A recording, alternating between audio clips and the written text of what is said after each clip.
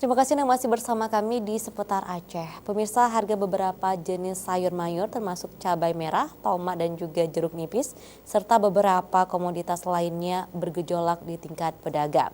Seperti yang terjadi di Pasar Induk Lambaru Aceh Besar, harga cabai merah cenderung naik, namun tidak demikian dengan tomat yang justru menurun.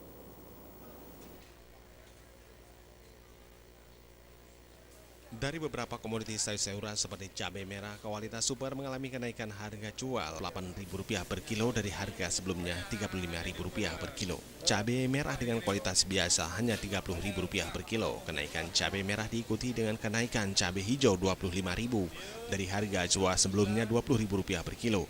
Hal yang sama juga terjadi untuk cabai rawit Rp45.000 dari harga sebelumnya Rp38.000 per kilo.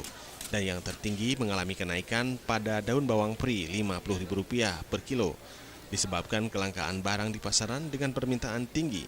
Muksin, pedagang cabai di Pasar Induk Lambaru Aceh Besar, mengakui kenaikan pada cabai merah sudah berlangsung sebelum masuknya tahun baru 2018 dan untuk permintaan sayur-sayuran saat ini normal. Harga cabai 38 Pak, kalau yang super, kalau yang biasa 35. Jadi keseluruhan berarti naik ya? Ya. Sudah naik. berapa lama Mas jadi kenaikan? Hah? Sudah berapa lama jadi kenaikan? Sekitar mau tahun baru, 5 hari menjelang tahun baru. Selain cabai apa jadi kenaikan? Cabai jenis apa lain? Kenaikan yang paling tinggi harga bawang putih. Bawang putih ya? Bawang putih sekarang sekitar 50.000. Untuk barangnya ada nggak?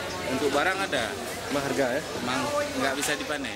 Sementara untuk jenis komoditi lain yang mengalami penurunan terjadi pada tomat, pedagang melepas Rp4.000 per kilo, anjlok dari harga sebelumnya Rp7.000. Untuk kentang Rp9.000 per kilo dan dari harga sebelumnya Rp12.000. Jeruk nipis Rp6.000 dari harga sebelumnya Rp10.000.